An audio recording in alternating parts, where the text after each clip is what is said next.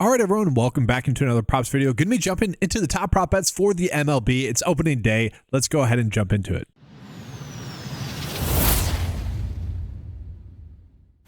And so I will be starting out with PrizePicks here, guys, just talking about the top prop bets that we are getting there.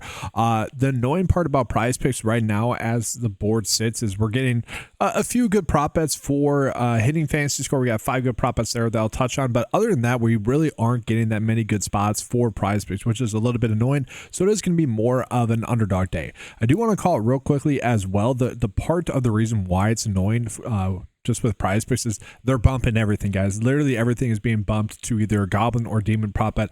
As most of you guys know, or hopefully all of you guys know and are applying this, we should not be betting on those bets, the goblin or demon prop bets. They're just not worth it in the long run. They're not going to be profitable bets for us to target in the long run. These are the best bets that we have right now. These are the standard ones. It's terrible and annoying that they're doing this. But if we look at it, we are getting some decent edges here. Okay, we got 5 prop bets that have an over 54% likely to hit, and we are getting some decent prop line differences between PrizePicks and Underdog. Now, I do want to start off with saying that with PrizePicks and Underdog, we do get some slightly different calculations with how they do their scoring. There's a slight calculation difference, so it's not exactly a 1-for-1 swap like it is for basketball, and it's not even exactly like swap like it is for NFL, where Underdog does half point PPR, PrizePicks does full point PPR, because we know that that's just like one stat, and whether or not a player hits that data point, we're good to go. Whereas for PrizePicks and Underdog, they do it a little bit different for steals, for instance. Steals, I believe it's 5 for PrizePicks, 4 for Underdog. I'd have to pull it up. That's a slight difference. For pitching as well, it's like 5 for a quality start on one and 4 for another, and then a win is 6 on one and 5 for another. So when you put them together, it typically does equal about the same-ish with some slight differences, but it's not as much of a 1-for-1 swap. So I did want to start with that when we are comparing some of these underdog lines. But what we're going to notice is right away we are getting some decent edges. Trey Turner, Jose Ramirez are 2 bets I want to talk about. And so obviously when we pull up the game log, we're not going to have a game log for most of the players, I'm assuming here. It is worth calling out that this is the first game, really of the year. I know there's the one game a week ago or so, and we did have spring training to be able to gauge maybe which players we would want to be on, maybe for fantasy baseball purposes. And although I do think looking at the spring training stats are going to be useful for batters more so than pitchers, because pitchers are sometimes working on things and you don't know exactly what they're working on, or even if they're trying to show what they have worked on and whatnot. Batting can be a little bit different as well. Like maybe they're just a player like Jose Ramirez, maybe he's not giving his all. Just saying, like it could kind of just be like NFL preseason where the starters might just not, their play in the field might not be indicative of what they're going to go out and do throughout the regular season. So worth calling out. But I do like Jose Ramirez to get over his fantasy score. And then Trey Turner as well. Obviously, Trey Turner is a pretty good fantasy producer. A lot of his production, though, does come from him, potentially getting steals. If he does that, obviously, that's going to bode really well for us. So that's another spot that we are getting there.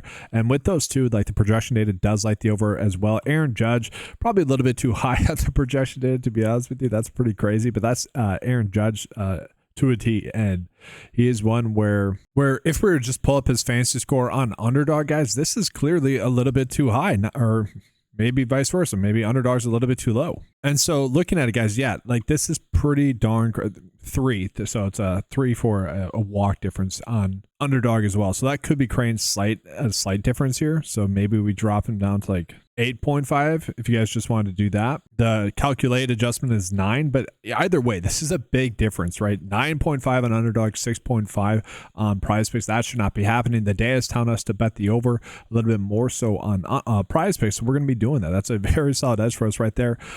8 for game total, pretty decently high scoring, especially in terms of the games that are popping up right now. We had Duran as well for over his fantasy score, another one that's popping up. Not as big of a prop line difference across the board, but we're kind of okay with that.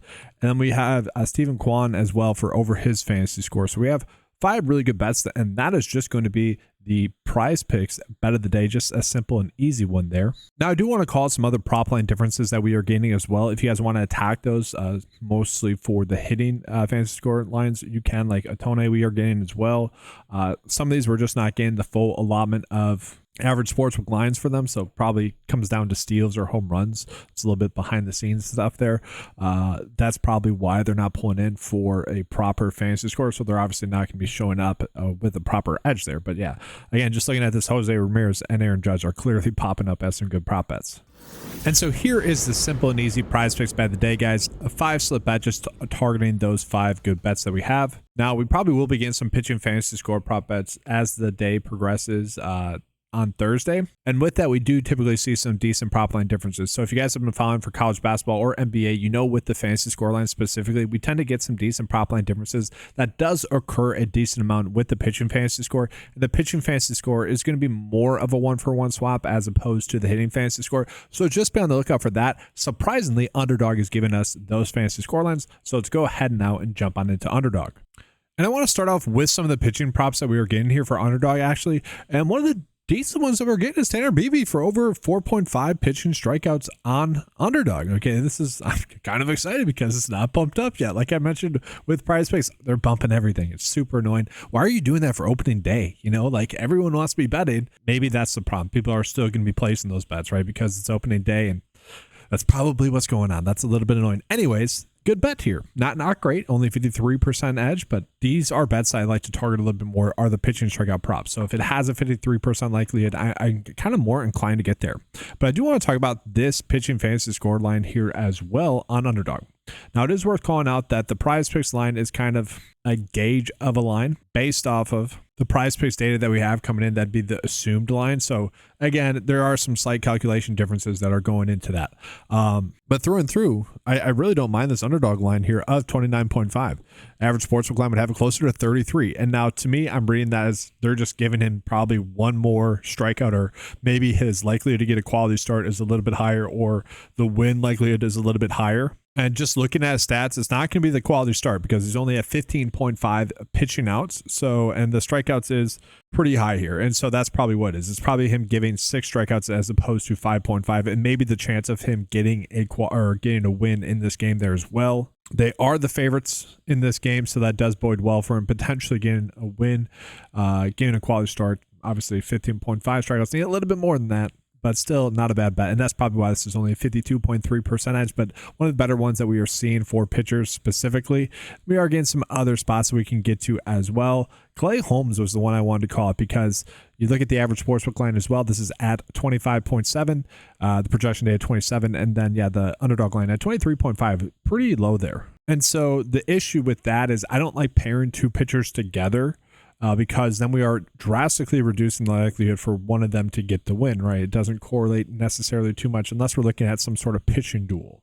I would almost kind of rather do the opposite. If a pitcher is pitching a gem, I'd rather bet the opposite of another pitcher who maybe gets shelled a little bit, or maybe because the other pitcher is pitching extremely well, the other pitcher does not get as much run. That could end up happening.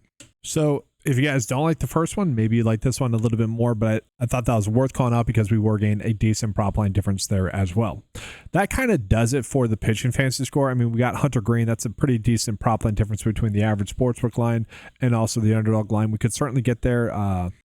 If we go a little bit lower, we're not getting as many of those big prop line differences. We're actually getting some under fantasy scores as well. Like Zach Wheeler is kind of high for his fantasy score. That's one that we could potentially bet the under on, but we're starting to get a little bit too low. There's no need to do that.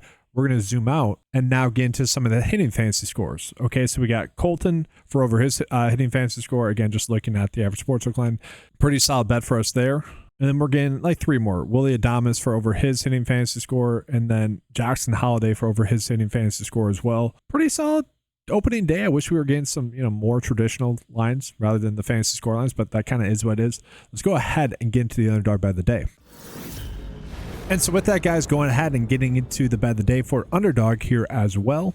Now, I will say a little bit of annoyance. We are seeing the payout be slightly reduced. I'm assuming because we're putting 2 hitters together, and that's something that they weren't doing that much of last year. And so that kind of echoes more so of why betting on basketball is a pretty good spot these days, because they're not reducing those that much with the fantasy scorelines. But still, 5-slip better, not terrible. I tossed in Lance Thomas in there because he has a 53.8% likelihood to get his over there as well.